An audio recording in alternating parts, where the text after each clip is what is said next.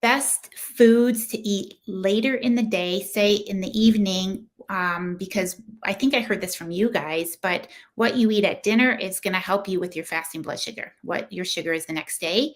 So if 100%. someone's blood sugar is high in the morning, they're not wearing a CGM, they're not a diabetic, it's just too high in the morning. So maybe they are diabetic, they don't know this yet. What do you recommend for them to help lower that morning? Okay, two things for that person. Number one, if that's the case, no amount of hacks or changes to your dinner is going to overcome the overall high fat diet. If you have high fasting blood glucose levels, you need to address the root cause.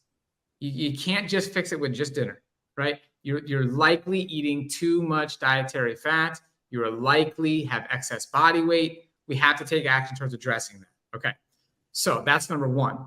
Number two is once that's in motion, then it's okay. What are we going to do to again, like we talked about in the very beginning, make that transition as smooth as possible. Like what things can we do at dinner to make that fasting blood glucose better in the beginning?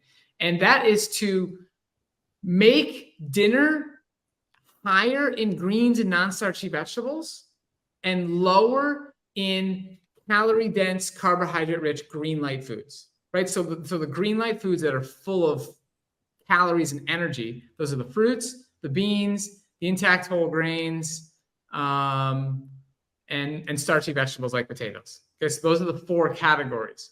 You'd want to take those foods and have a smaller proportion on your plate at dinner than you would at breakfast and lunch, because during the day you're more active, like you're using up those carbohydrates you're consuming. So dinner is a more greens and vegetable heavy meal, and then also walking after dinner. If you do those two things, you are definitely going to see improvement in your fasting blood glucose, as long as you're addressing what's happening at breakfast and lunch with high fat foods. I love that. And for anyone who doesn't remember, we talked about the importance of fat in affecting insulin sensitivity with Cyrus. So go back to that one, and he went over that with us in detail. So perfect. So address the whole diet and make changes in a more higher fiber, lower fat diet throughout the day. And then these are changes you could do, maybe more low glycemic.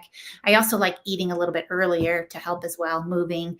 So these are great tips for people to lower their morning blood sugars. You mentioned a really good one. I missed a big one there. Eating dinner earlier. Mm-hmm. Very good one, Dr. Miller. Yes. Mm-hmm. Yep. Big one. So, and then is there a difference if people are eating it raw or cooked? You like to do a lot of raw foods, I know. Like, what would you say? Is there a difference as far as if they're eating their veggies raw or cooked? I think it's a minor difference. I think it's such a minor difference that I would prefer somebody focus on making sure they love the meal.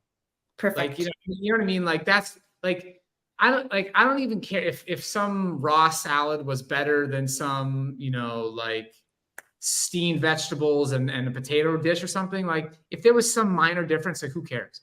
There is not a dramatic difference. We're talking about low fat, plant-based whole foods.